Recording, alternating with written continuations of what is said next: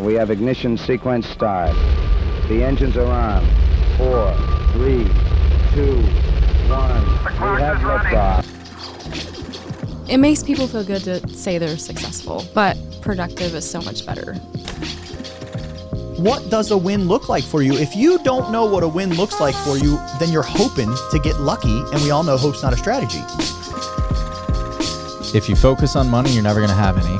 And if you focus on people, you'll have all the money you need. I think the biggest thing is just staying consistent and communicating with your clients with what's going on. If it's bad news, give them the bad news. If it's good news, give them the good news, but you can't be afraid of telling them. Making real estate simple. That's it. All systems are go. Over. Man, I still love it. I love it. Welcome back, season 2, episode 2, and we have Elizabeth Taylor back with us. And she was the first voice you heard in that intro, so she has to be our first guest of the season. Super proud of that. And I'm not number 2, even though this is podcast number 2. I didn't say you were number 2. Number 1. I know. I'm just saying I'm not. Just putting that out there to the world. All right. But super excited to be back. I can't believe it's been a year already. Yeah, well. Or about a year. Ish. 11 months. Yeah. It's the only time that she likes to hang out with simpliHŌM is like, March, February. I come around in the winter months and then I'm out. She gets too busy for us. How was your year since you were here? It was amazing. Yeah? It was a lot stronger than I thought it would be. And every year is different. So it's interesting to see the things that happen every year and how they change you and how you become just a better agent. Yeah. I think after this year. What was your biggest challenge? Aside from the fact that interest rates doubled. Right. My biggest challenge was, honestly, I was booked solid from January to September. And I think a lot of people dropped off even before that. But I remember in September I had like 7 closings. So I was like, oh, this is awesome. And then it dropped off. And all of a sudden I'm in the same boat with everyone else. So I think then the biggest challenge was just educating everyone and trying to help people understand what was really happening. And it wasn't what they were hearing on the news. Yeah. And so there was just a lot of fear out there and stuff like that, and trying to help them understand it's still a good time to buy and sell real estate. Yeah. Did you hit your goals? Yes. Yeah? I did, actually. Nice. You hit your goals by September? I hit my first goal, so I bumped my goal up because I hit it, and then I was like, all right, well, I guess I'll go up to this. Okay. So, yeah, I sure did. Cool. I need to start setting better goals. I haven't hit my goals yet. Well, I was just thinking, I was listening to a podcast recently where one of the agents was saying that she doesn't set goals. I was like, ooh, aren't you fancy? Okay. She's like, I feel like it's not fair to the clients if we set goals for ourselves. I'm like, I'm not sure that makes sense. What was her logic? She felt like she wanted to be so client focused that she didn't want to ever make it about her. Which I respect. I do too, but I don't know that I agree with it. I was trying to see where I sat. But if you're running a business, like how do you know where your business is going without goals? Right. That's what I'm saying. So it was kind of cute and it sounded like real sweet and everything, but I'm not sure that it makes sense because I think we benefit our clients better if we have goals. Yeah. Otherwise, we just kind of, lose sight or whatever and just take on the next person, but we don't have a reason to keep going. You know what I mean? I think for me, I would start slacking. I love to win and I need those numbers to help me know that I'm winning. Yeah. So, what are your goals this year? My goals this year are actually, can I tell you what I hit last year first? Oh, sure. Yes. Sorry. If you don't mind. No, go for it. My bad. Well, I just hope I hit this year. It's going to be an interesting year. But don't we all say that at the beginning of the year? It's nerve-wracking because you don't know where you're going to land. So it feels remarkable to hit your goals. My goal was 20 million last year originally. And then I hit 25 million homes, or sold 43 homes, but sold 25 million. Was that your revised? Did you revise from 20 to 25? Yeah. Okay. I awesome. did. Good job. And then maybe I went to 30 and then had to come back down when I saw And then September happened. Well, for the early fall, I got really excited. I'm like, okay, I think I even told you I'm going to hit 30 million. I did not. It dropped off and that's okay. Yeah. It wasn't meant to be. All right. So what's the goal? I think honestly, I'd be happy if I sat at 20 million again. Okay. It's a good number. Yeah. It's a good round number. Yeah. It's high, but it's achievable. And then, well, let's see. Yeah, I could see that because obviously transactions pulled back a bit year over year or are expected to. Right. But I don't know. I mean, we hit January 1 and it has been like Your office wildfire. is flying. Yeah. Like we were doing great, and then September happened, and then October, and then Right. November, December, and it's just terrible. And we fell to December low, I think was 4.9 deals per day Wow. sold.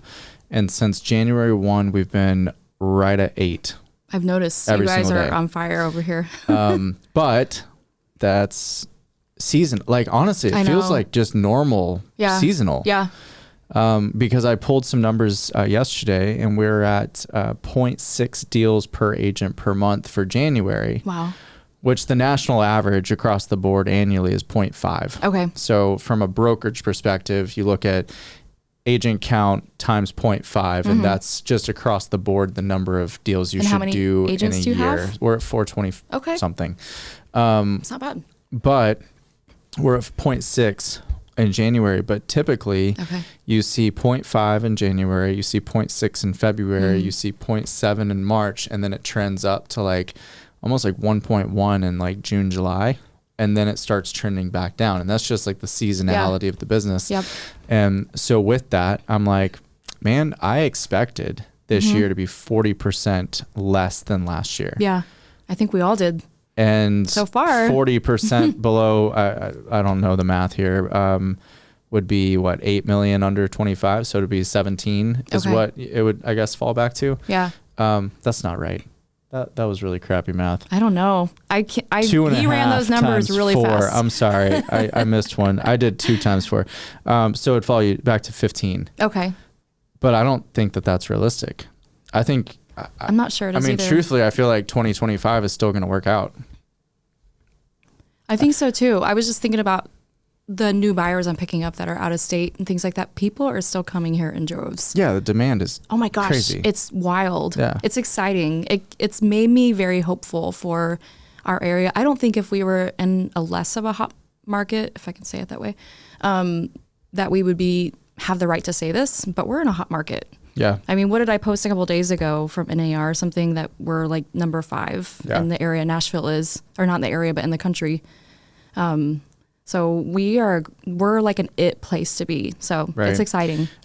So thinking about it, you Yeah. know, if you look at just mathematically speaking, if business fell by X, it would fall from 25 to 15 or whatever Yeah. the number is. That's if you do the exact same thing Right. that you did last year.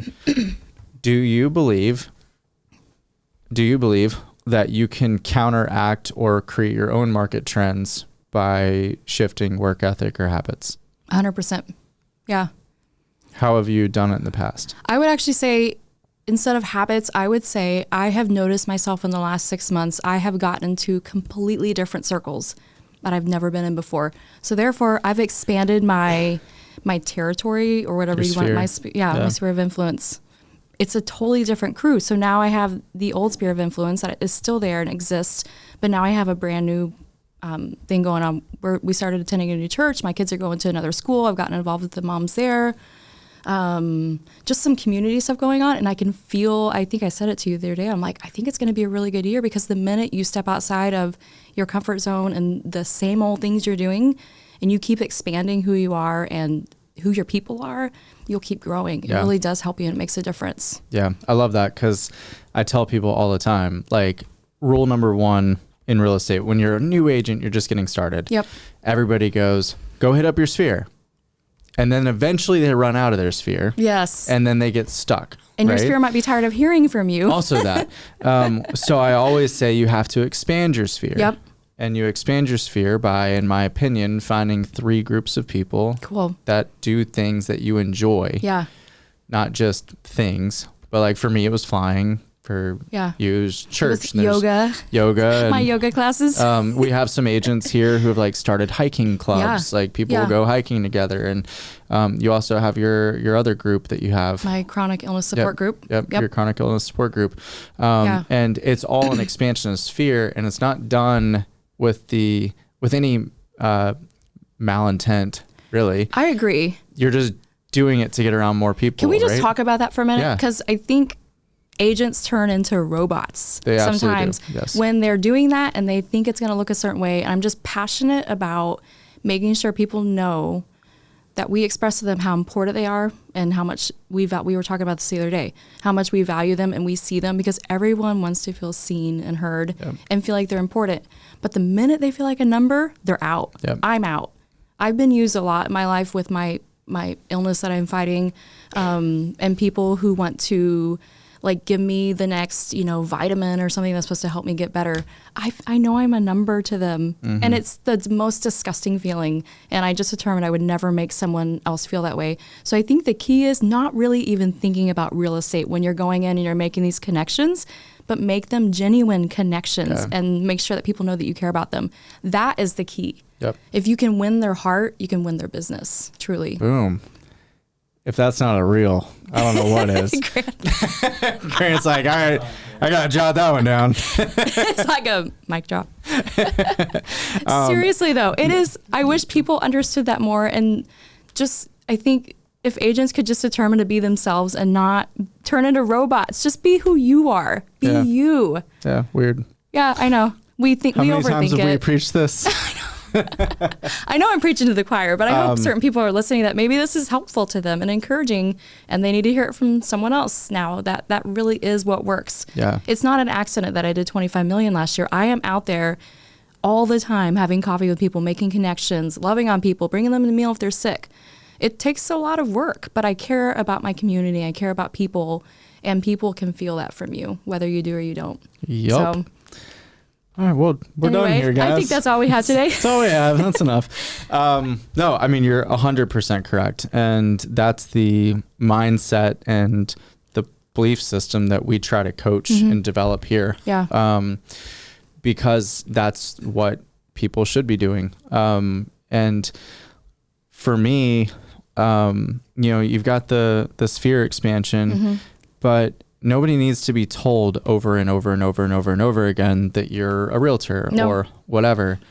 They already know, but they have to know, like, trust. Yeah. And so as you get into these groups, now they know you. Yeah.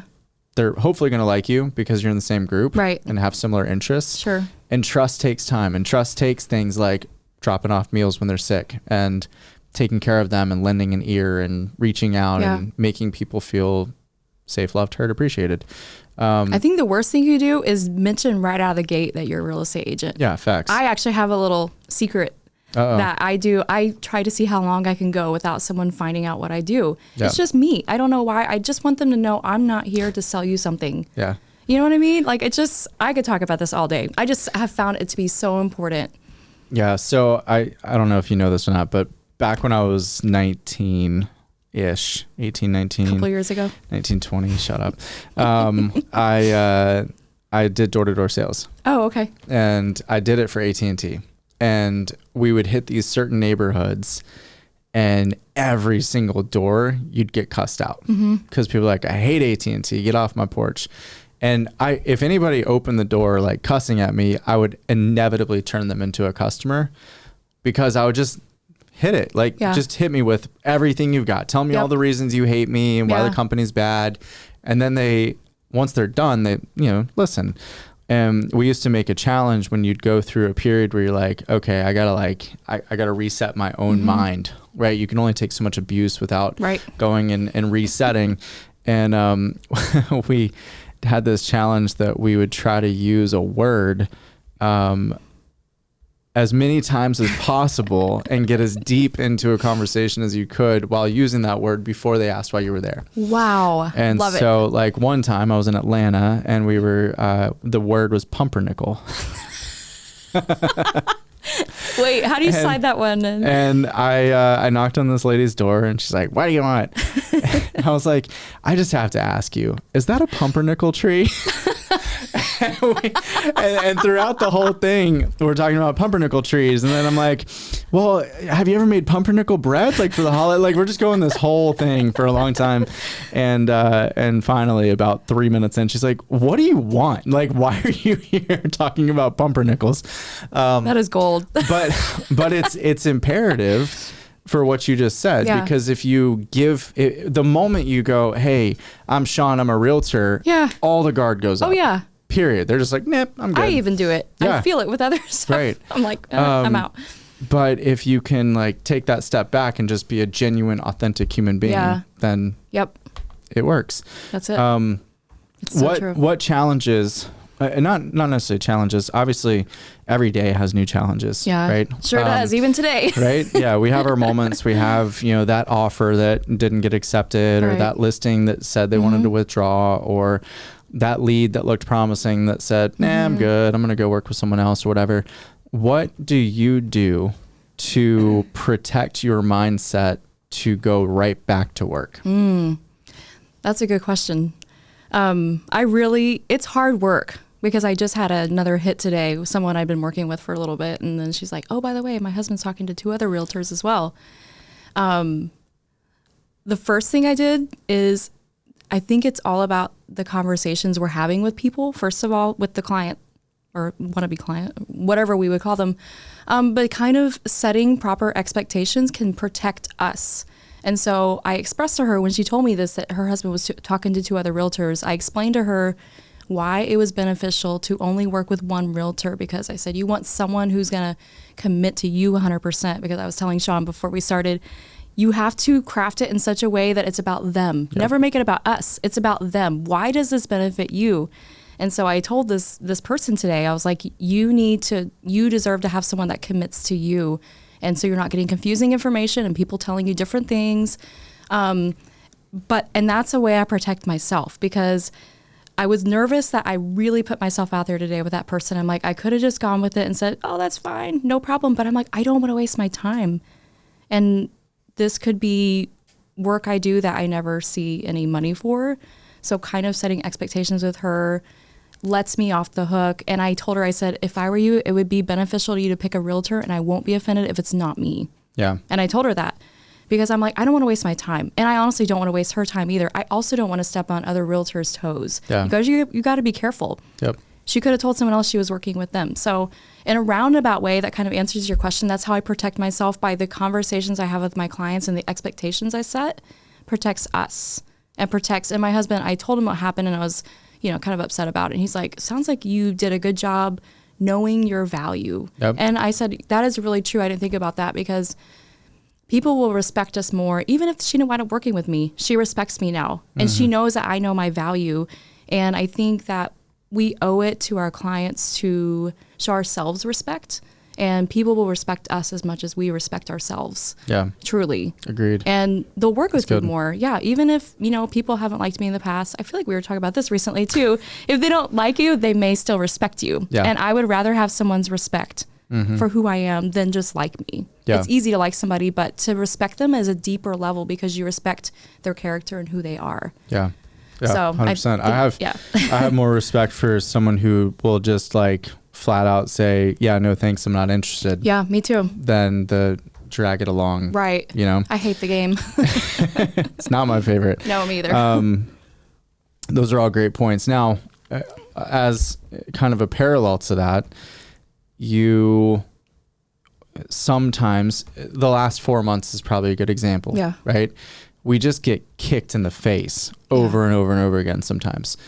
When you're going through that period where it's just like a dry spell, or you feel like you're losing at every turn, what are you doing to keep yourself going, focused, protecting your mind? Yeah. I've actually had a season like that I'm just coming out of. And maybe you ask me because you know that. I don't know. But no, I think it's a season that everyone's going through. I think you're right. And thanks for saying that, because I do think we're all mostly in the same boat right now. It's a really difficult time, and hanging on to our value is really hard, and remembering who we are. And even though I told that client that earlier today, and I shared my value, in a way of how I showed my self-respect, I was still struggling. Inside, I just felt like, oh my gosh, am I going to win this one? Am I going to be able to work with this client? I feel the pressure too. I'm supporting my family, right. And so I think in those moments, I take a step back. And I was telling you earlier that I tell myself, you are not going to ride the real estate roller coaster. That's what I call it. I feel it in my head. I start going the ups and the downs, the emotions, the highs, the lows. Do the best you can to stay off the roller coaster. If that's the only thing that you ever tell yourself in real estate, just remind yourself of that. Do not ride the roller coaster, because there's so many highs and lows you experience in this business. Like literally you get a phone call 1 minute, you're so ecstatic, and then 30 minutes later you're like bam, hit in the face. And that was the conversation with that person this morning. My husband's talking to 2 other realtors and I felt crushed for a minute. But I just mentally picked myself up. Like, you have to reorient yourself, I think, and remember, look where I'm standing, in terms of life. Look where I am in life. I have other people that want my help. And I always go back to, I go back to focusing on who wants to work with me. Focus on those people, like pour all my energy into them. Don't worry about the people that decided they don't want to work with you. That's okay. And don't hold them responsible either. I think that's important as well. Like, don't take offense.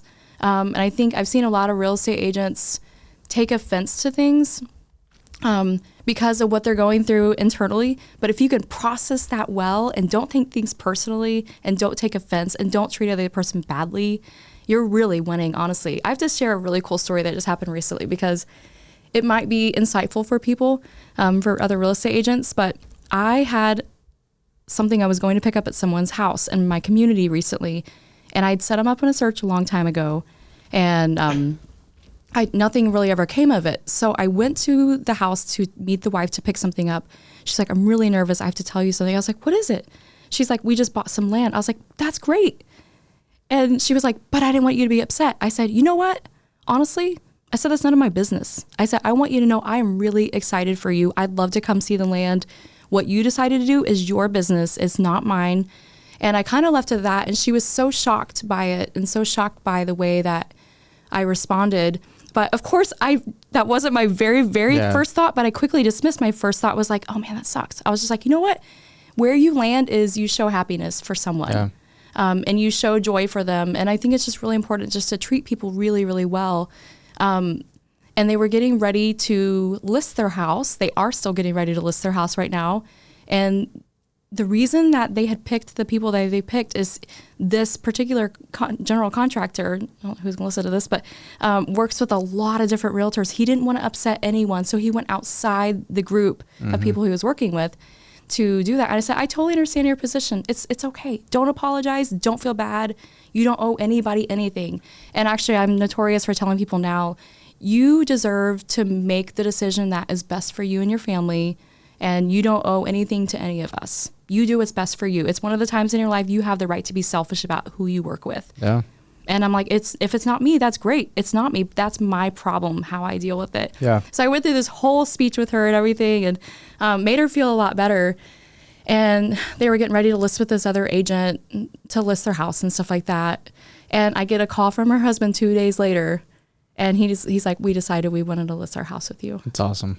And I didn't do anything except for give them the freedom to make a decision. And I realized in that moment how powerful that was, to give people the right to choose and the freedom to choose. And I think sometimes, because there's so many real estate agents in Nashville, people feel pressure from all of us. I'll be honest. There's a lot of us out there to choose from. Yeah, 19,000. Yeah, 19,000 of us they could work with. And everybody's brother and cousin and all that, they're all realtors.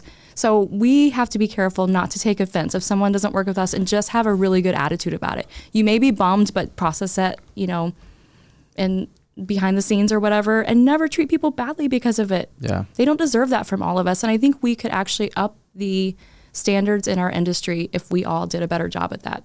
Celebrating others. Yes, celebrate others. Celebrate their wins. Yeah. Even if it's not your win. Even if it's not my win. I know. So that one, obviously, it's not always wins, and I'm going to list their house, and I'm super excited about that. And it doesn't always end like that, but it's also, it's the authentic way you went into that. Yeah. Where it wasn't like, I'm going to be nice in hopes of getting. No. It was purely like, I'm celebrating with you. Totally. I'm proud of you. Yeah. I'm happy for you. I know. It was genuine. Like, I literally had no idea they would ever come and ask me to list their house. I thought it was already set in stone with the other realtor. Yes. Yeah. So I had to watch my attitude. And I think that is, I've probably learned watching my attitude more in this job than I ever have in my life. It is so important, because people are literally always feeling who we are and feeling our attitude out. And then it affects our business, and it affects what kind of business we get. So I've just learned, like, really, really watch the attitude.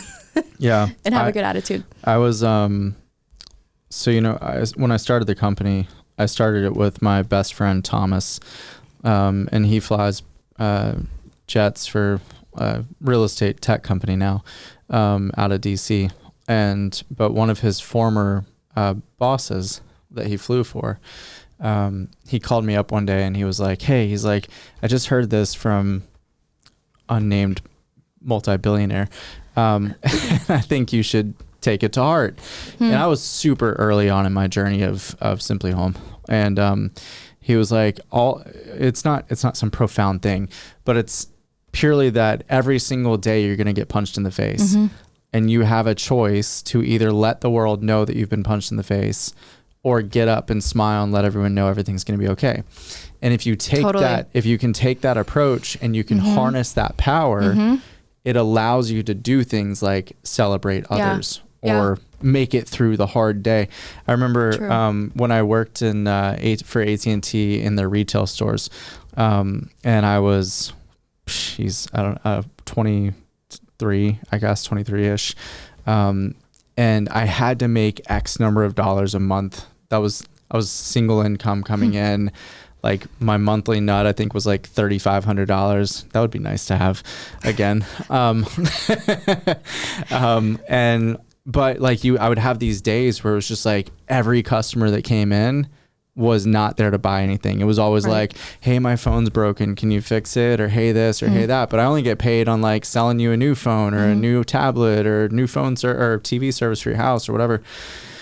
And excuse me, on those days, I found that the more you just persevere through the day, then the win comes at the end of the day, as long as you keep going and keep a good attitude. Yeah. And I would challenge any of our listeners to do that same thing, where if you're going through that dry period right now where just nothing's going right, keep going. Yeah. Keep going. Positive attitude, consistent daily action. I promise the results will come. I agree. It almost feels like a test. Yes. I feel it. And because it happens to me all the time too. And I don't think I could have stood at that girl's doorstep, like maybe 3 to 5 years ago and reacted the way I did, a few weeks ago. But there was something that has changed in me and just realizing the power of giving people the freedom and the power of my attitude. And I think we forget actually how much power we actually hold. Yeah. We give it away really fast because with a bad attitude, you're literally giving your power away to people. So if you can hang on to your attitude, you maintain your power. Yeah. Yeah. It's really, really important, especially in our job. Yep. So I want to kind of pivot. It's kind of giving away your power, but it's also leveraging something to get your power. What's coming, Grant? Have you used ChatGPT yet? Yes. I mean, said, oh boy, here we go. What did I say the other day on somebody's? I was like, and if you haven't, what is wrong with you? Right? What are you using it for in your business? I haven't used it too much, honestly, but that's a mistake. I'm just kidding. I was with a really accomplished songwriter recently. So I won't say who it is, but it was hilarious because we were messing around with lyrics. He's like, oh, that's actually a really good song. So we were messing around with that. So I haven't actually intentionally used it. I'll be honest. The last time I tried to get on, I couldn't figure it out. Me and technology don't get along. No, that's great. I'm great with people low on technology. I need a little help. But I did screw around with it a little bit with listings and stuff like that, like just the verbiage of it and everything. But I actually enjoy writing those. I'm kind of a nerd. Oh, really? Yeah. Okay, so maybe I'm a bad person to ask. If you're like me and you hate writing listing descriptions, then ChatGPT is going to be your friend. It's amazing, guys. Yeah, no, it really is. So yesterday we had orientation. Yeah. And I showed everyone, like, I just put up there, like, write a playful professional tone for a sales description of a 3-bedroom, 2-bath house, 3,000 square feet in the heart of East Nashville. And it wrote this perfect listing description that I was like, copy paste. Did you tell all your agents, okay, go home and do this? I did. Yeah. Good. And one of them texted me last night and he was like, man, ChatGPT just wrote 17 blog posts for me so I can batch upload them. Like, okay. That's an idea. Yeah. For SEO and even for like YouTube, right?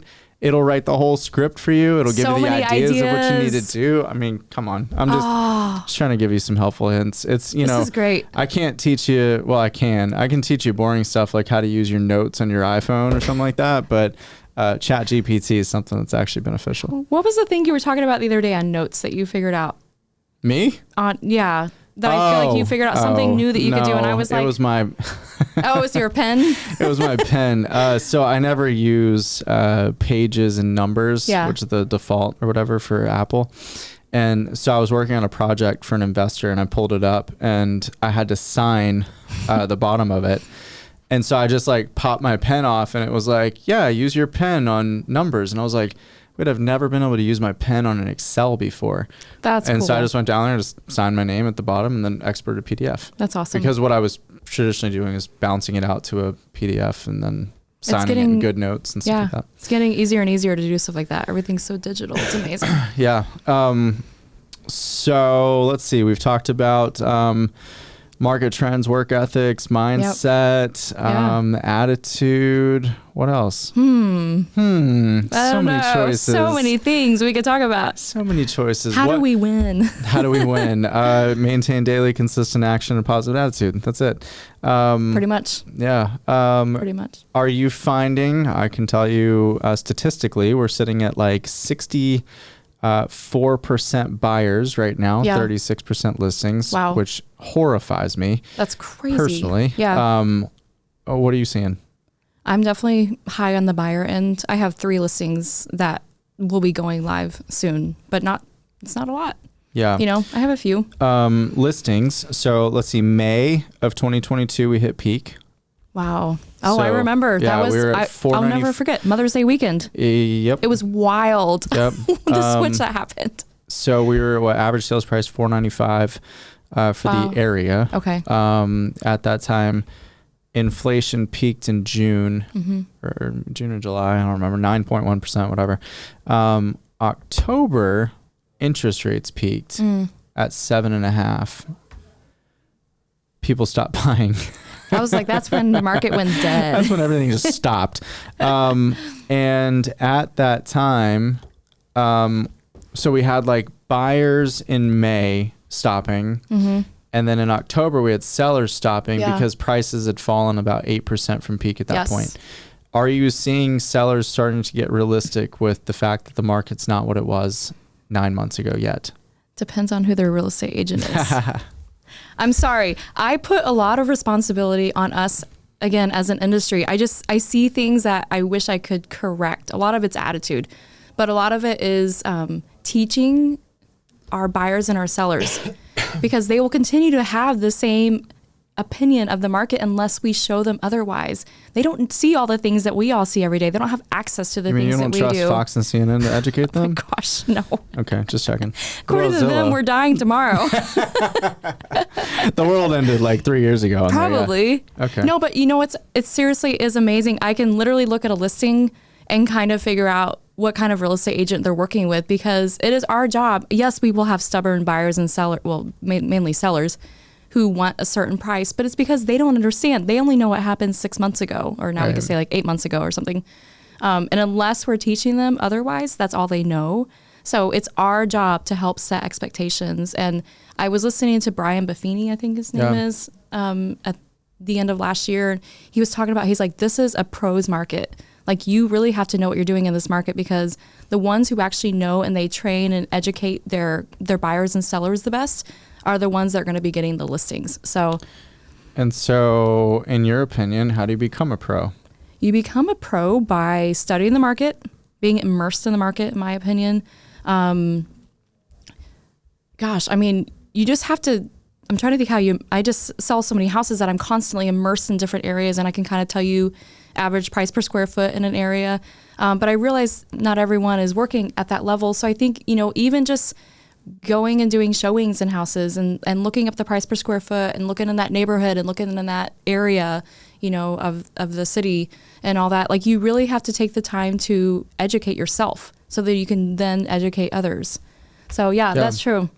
So when I first started in real estate, I had a really successful agent. She's kind of backed off on the business a bit, but she told me that every morning she would open up RealTracs and scroll the hot sheets. Yeah. And she was like, when a house pops up, you'll just like hit your memory and you'll go, oh, that So-and-so might be would love perfect for that. that one. Yeah. Totally. Yeah. And I was like, how in the heck do you remember what everyone wants? Well, you do. You just do. It's just like, It's so weird. if You you're do. new, It it's happened just to me this morning. Yeah, it's just an intuitive, just Yeah. it happens. It does. Do you still check hot sheets with all the automation that's in the world today? Don't be mad, and don't judge, but I'm actually not great at it Okay. all the time. But I think I expected you to have like a little, yellow I note know. card or something that yeah, you scroll probably through. me and no technology. I'm like, I got my note cards. She prints her MLS every morning. No, but I do try to check it when I can. MapQuest. Oh my gosh, MapQuest. Thanks, guys. Can you imagine? No, that would be really, Oh, good times. yeah, that would take forever. No, I think I'm fortunate to stay busy enough that I have so many people set up in searches that I'll see homes come in on those searches that remind me of them. But I was just thinking the other day, I need to get better at checking my little hot sheets, put it on my note cards. I mean, truth be put on my note cards. You have like a computer monitor lined with Post-its. I think it's important to know what's going on in the market, no matter which way you get there. Even if whether you're looking at your client searches or you're looking at hot sheets, whatever it takes to see what's happening, like it's our job to know what is going on and to educate ourselves so we can educate others. 100%. Couldn't agree more. What's okay. So working with buyers. Yeah.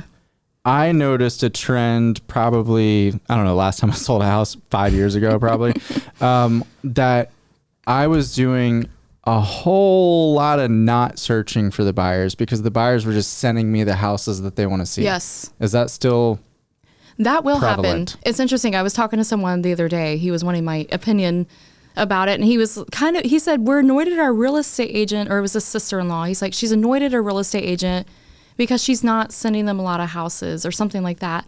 I was like, did she set you up on a search? And he's like, yeah. And I was like, it can kind of go both ways. It's our job to be searching, but buyers love to search. I don't know a buyer that's not searching. Right. You know what I mean? When they're looking for something, they usually see it before I do. Yeah. So it's kind of to the point these days where it's whoever gets there first. So I've Fair. seen Yeah. people offended that their realtor's not getting stuff to them. I'm like, that's because you're so fast. Yeah. It just popped up, 5 minutes ago and you're already sending it to me. Yeah. I Zillow can't sent it beat to you that. instantly. It's fast. Okay. Yeah, that's interesting. And on the listing side, Yeah. when setting proper expectations, because this entire business is about expectation Yes, setting, right? it sure is. You set expectations with another agent. You set it Yeah. with your team. You set it with your buyers, with your Yeah. sellers, etc. And if you're lucky, you set it with your appraisers. Kidding, kind of.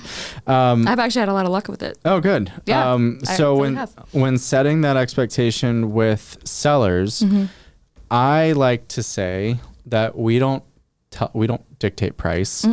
I don't. You don't. The Right. buyer does. The market does. Yes, it does.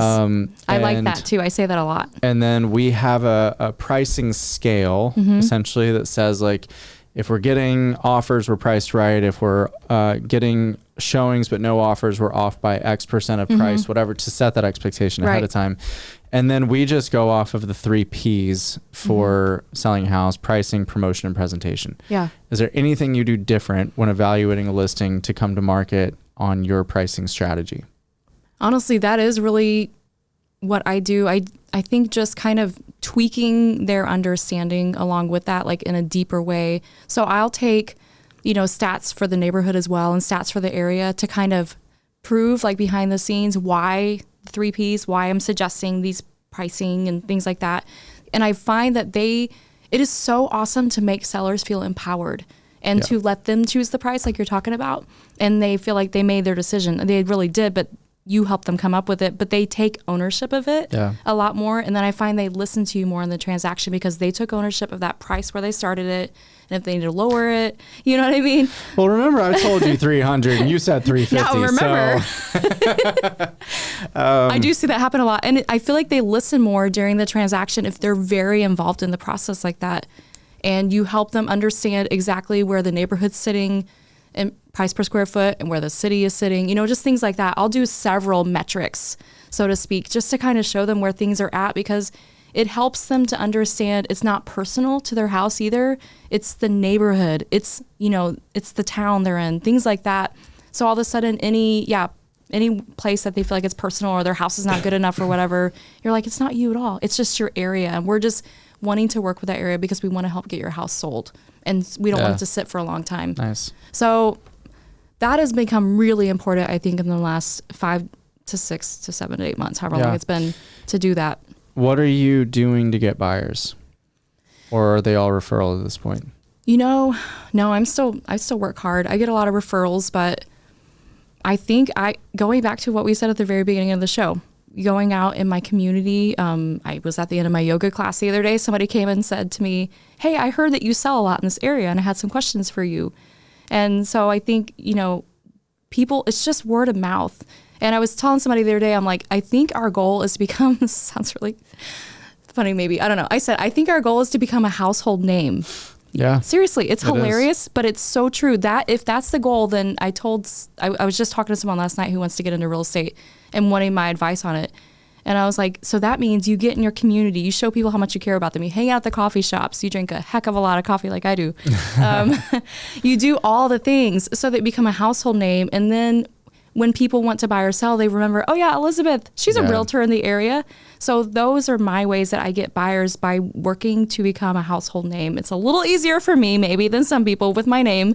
But it really makes a difference to do stuff like that. That's a good thought.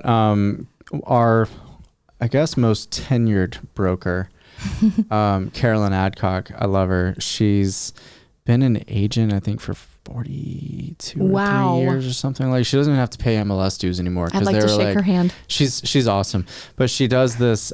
She's had the Home Alone pose. You've probably seen her marketing out there somewhere over the time. But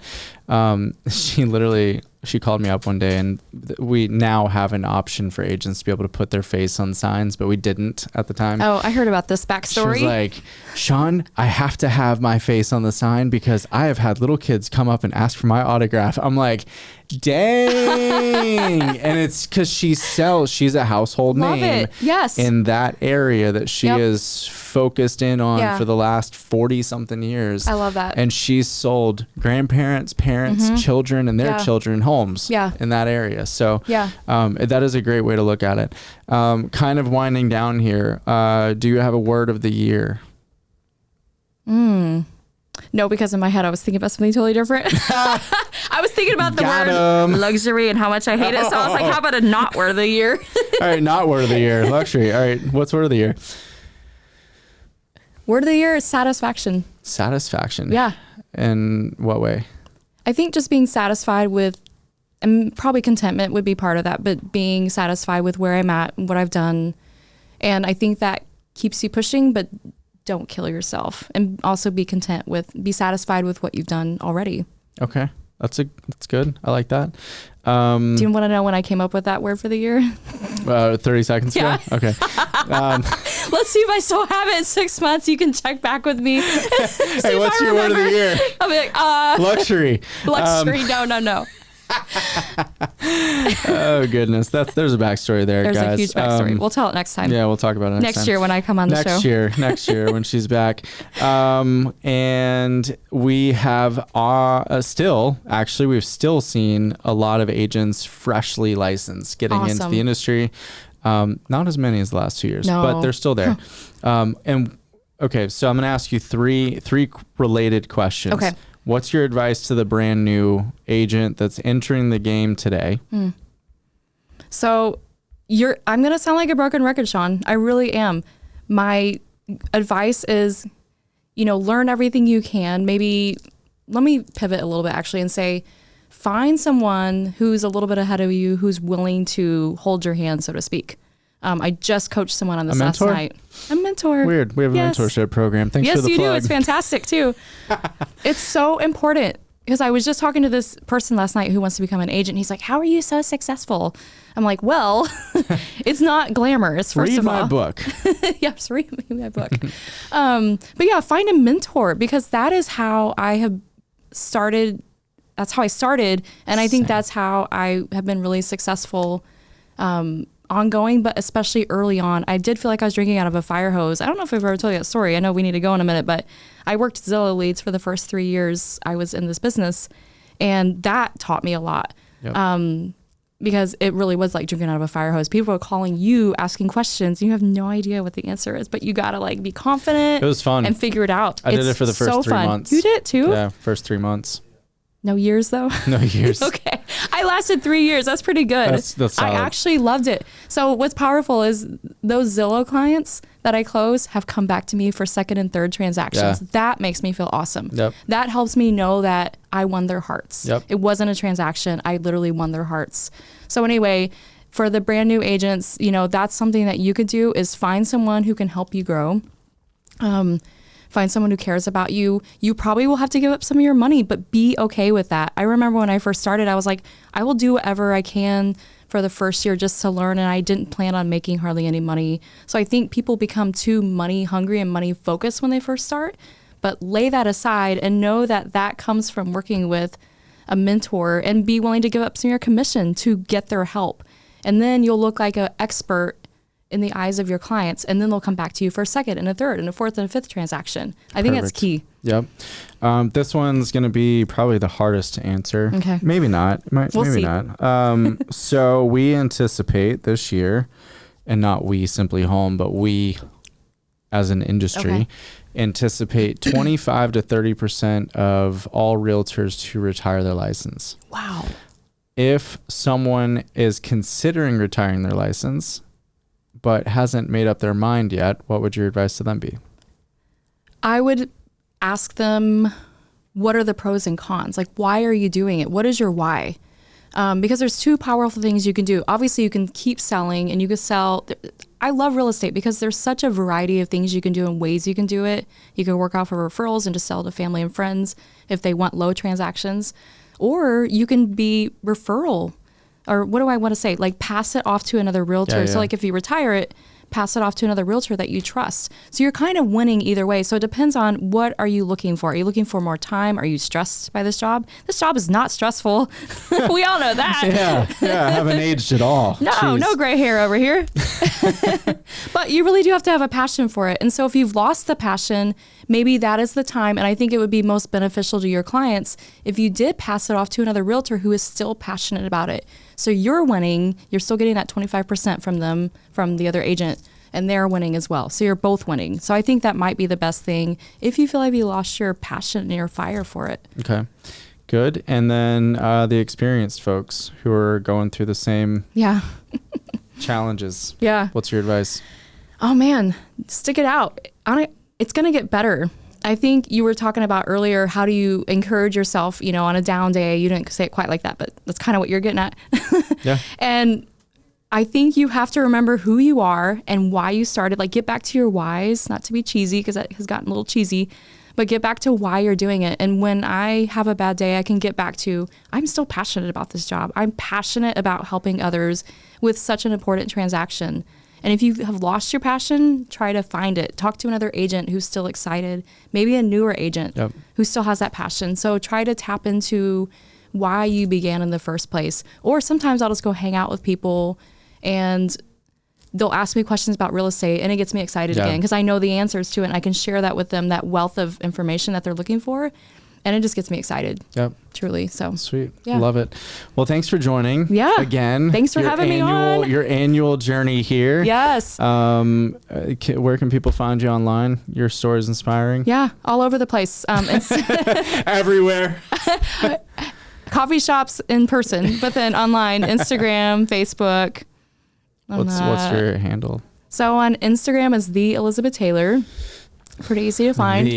Yeah. Sweet. Facebook, look up my name. It's hard to find me though, because the old Elizabeth Taylor shows up. Yeah. So, but yeah, if you need me, call me. If you need encouragement, call me. I have a lot of agents actually these days that come to me for questions and encouragement. I have a lot. A lot. And that's part of what we do. That's part of our job is to encourage other agents and to be a team player. So. Yep. We're supposed to reach down and help lift up, right? Absolutely. And not just in real estate, but in life. But in life. Yeah, it's important.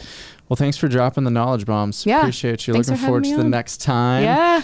And that's a wrap, folks. Awesome. You can find us everywhere. Click subscribe, YouTube, Spotify, all the things. And thanks for joining us. Tune in next time. Hey guys, it's Swy. Thank you for joining us this week, and we hope you got some useful information and we made your day a little bit better. If you're interested in joining the movement of realtors getting their time and life back, check us out at joinsimpliHome.com on the browser, at simpliHome on socials, or in the description. See you next week.